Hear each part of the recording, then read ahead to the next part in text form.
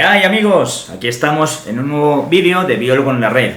En esta ocasión para hablar, como veis, de plantas carnívoras. En principio os voy a contar unas generalidades acerca de todas ellas que os van a ayudar a poder cuidarlas y cultivarlas. Y después vamos a hablar en particular de 4 especies de ellas, las más comunes que podéis encontrar en los centros comerciales o en las tiendas especializadas en botánica, y os voy a dar unos consejos para que las podáis cuidar y tenerlas en vuestras casas. Así es que hoy en Biólogo en la Red, las plantas carnívoras.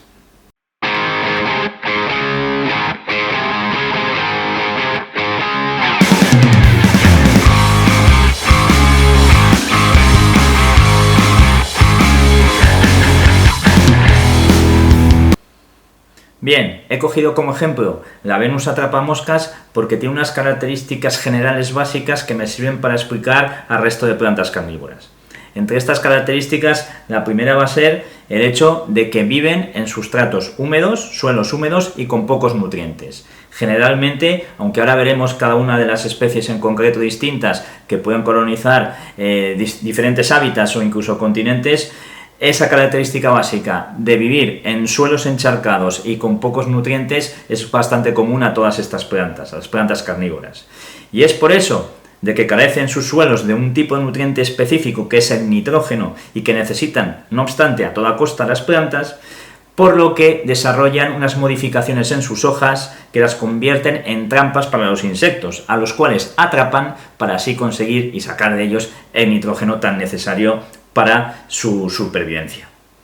Bien, en cuanto a los tipos de trampas, encontramos diferentes modalidades. Tenemos a la Venus atrapamoscas, que tiene estas trampas en forma de bocas que se cierran. Ahora haremos una prueba, le daremos un pequeño insecto y veremos cómo se cierra. Y luego tenemos este otro tipo de planta que corresponde a esta variedad, es una sarracenia. Las sarracenias, pues las hojas las modifican para formar una especie de tubos o vejigas o jarras que constituyen unas trampas en las cuales los animales son atraídos, los pequeños insectos, por olor y por un néctar que segregan estas hojas, que hace que una vez acudan para alimentarse resbalen, caigan y no puedan salir de estas jarras. Dentro de esas jarras, que son en realidad como unos pequeños estómagos, las plantas hacen la digestión y de esa manera obtienen estos nutrientes, en concreto el nitrógeno, que necesitan para poder vivir. Bien, pues dicho esto, vamos a ver en concreto cada una de estas variedades. Vamos a empezar, como he dicho, con la Venus atrapamoscas. Y bueno, de la Venus atrapamoscas decir que es una variedad, una especie norteamericana, en concreto del sureste de Estados Unidos. Y bueno, es una planta típica de zonas húmedas, terrenos encharcados, de turberas. Por tanto, el sustrato que va a necesitar, si tenemos a la Venus atrapamoscas, para que salga adelante y se sienta cómoda, tiene que ser un sustrato ácido.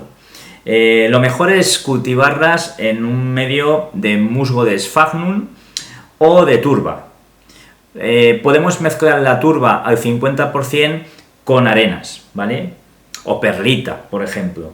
Todo esto va a hacer que el suelo no se compacte demasiado, puesto que, como es un sustrato muy húmedo, es frecuente que crezca musgo que va a compactar el terreno y a veces las asfixia un poquito. En cualquier caso, si solo las cultivamos sobre turba, podemos romper esta capa de musgo de vez en cuando y conseguir así pues que respire un poco la planta.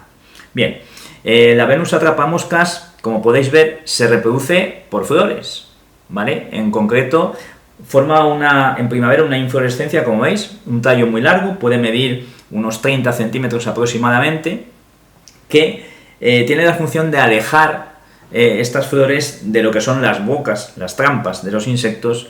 Se piensa que para que los insectos polinizadores hagan su función y no sean devorados por las hojas. Si queremos cultivarlas por semilla, podemos hacer una autopolinización.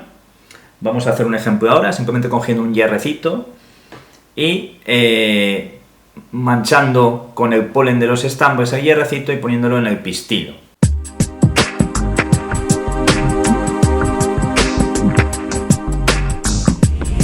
Voy a pasar a alimentar con este pequeño escarabajo a la planta carnívora. El mecanismo que vamos a ver se llama tigmonastia. y es el proceso mediante el cual la hoja se va a cerrar por contacto.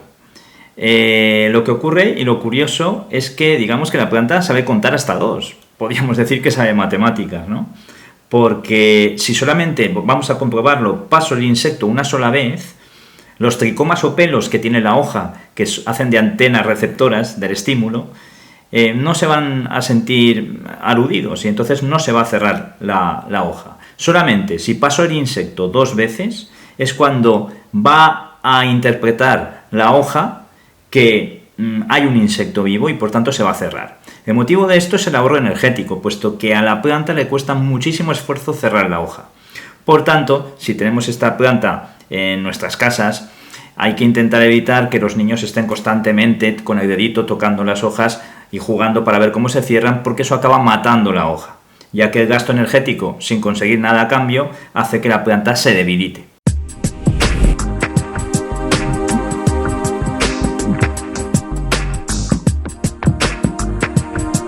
La sarracenia, como veis, es una planta cuya hoja la modifica en forma de jarra.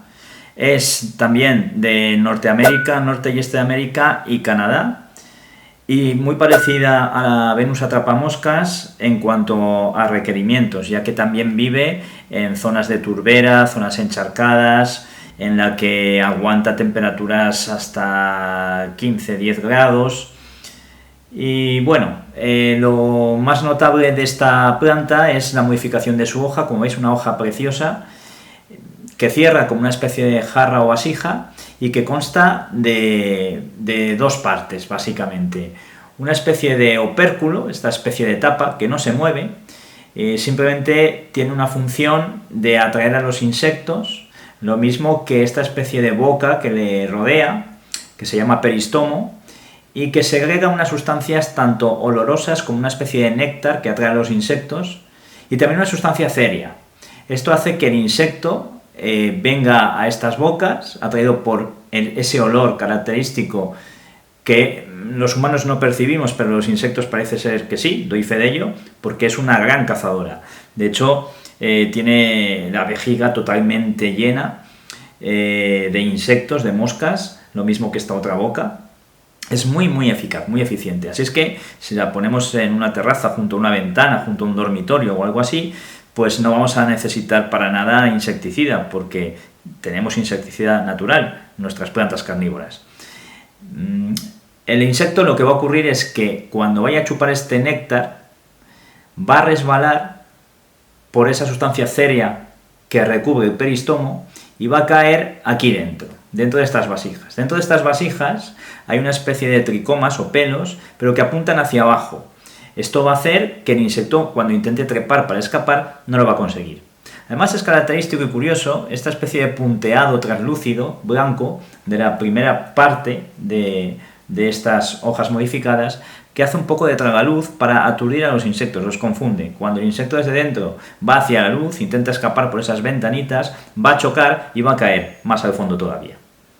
En fin, una estrategia de una gran depredadora, que mediante trampas es capaz de cazar a esos insectos de los que necesita extraer ese nitrógeno vital, que consigue mediante unos enzimas que segregan unas glándulas del interior de esta hoja, que poquito a poco van haciendo la digestión.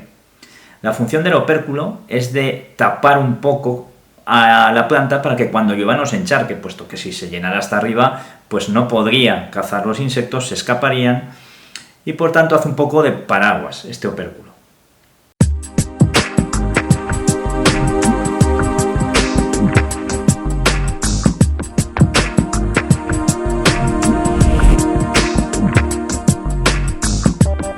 La drosera es una planta que está muy extendida en todos los continentes menos la Antártida, por tanto va a soportar un rango de temperaturas más amplio, es decir, más bajas que el resto de plantas que son de climas más templados o tropicales, como esta Nepenthes que tenemos al lado. Sin embargo, la drosera sí que va a aguantar temperaturas más bajas, también dependiendo según la especie.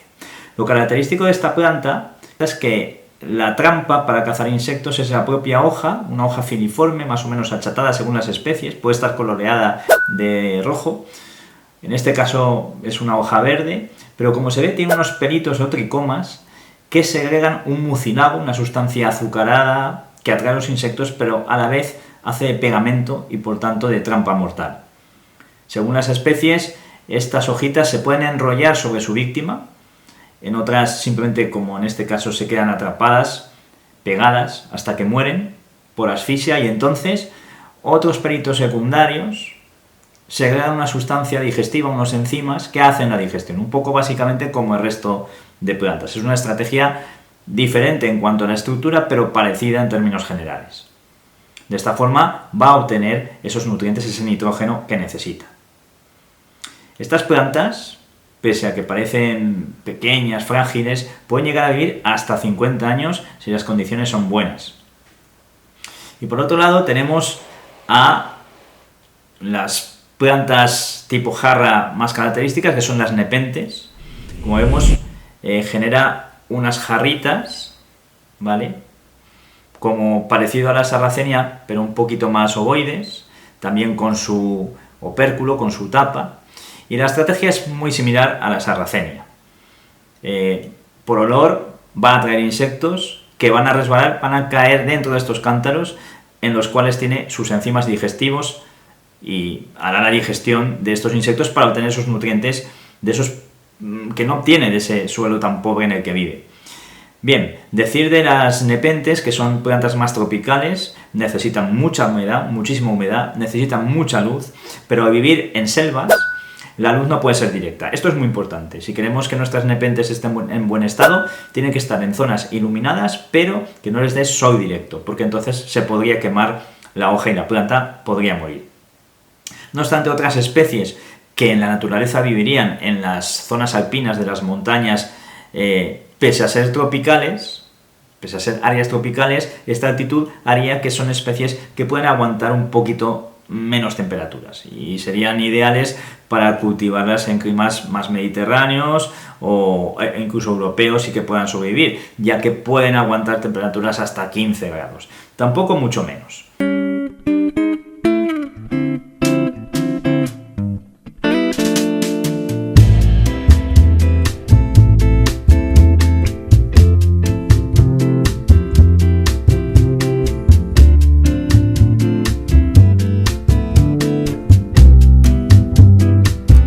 Por hacer un resumen de todo lo que hemos dicho, podríamos decir que para el cultivo de plantas carnívoras necesitamos tener en cuenta tres cosas. La primera, el sustrato. El sustrato tiene que ser un medio ácido.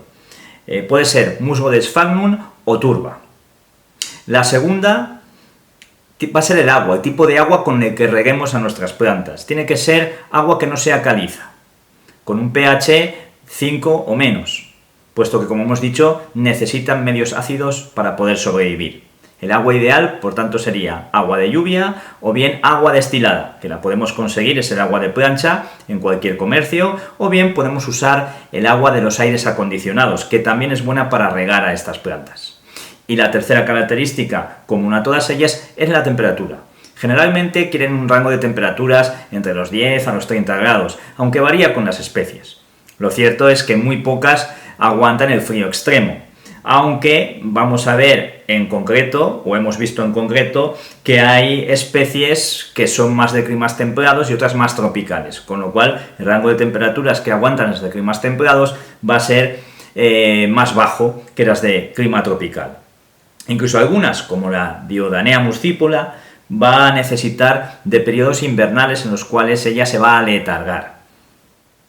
Bueno amigos, y ya vamos a ir acabando, pero antes de eso os voy a dar un último consejo que os va a ser muy útil a la hora de poder alimentar vuestras plantas. Antes, deciros que si no os habéis suscrito a mi canal, que lo hagáis, y también que debajo del vídeo y en la descripción me dejéis comentarios acerca de este vídeo o acerca de sugerencias de otros vídeos y temáticas que queréis que trate. Dicho esto, vamos a por ese consejo. Para alimentar a las plantas, desaconsejo por completo que les deis trocitos de atún, de jamón, de fiambre, nada de eso. Es mucho más sencillo, simplemente tenéis que cortar trozos de fruta, a poder ser frutas ácidas, se van colocando en torno a las plantas en la maceta y ya veréis como en cuestión de un día o incluso en horas vais a tener insectos que acudirán como reclamo a estas frutas y de los cuales se van a poder alimentar con mucha más facilidad vuestras plantas carnívoras. Nada más, Por hoy es todo, nos vemos pronto en otro vídeo de Biólogo en la Red.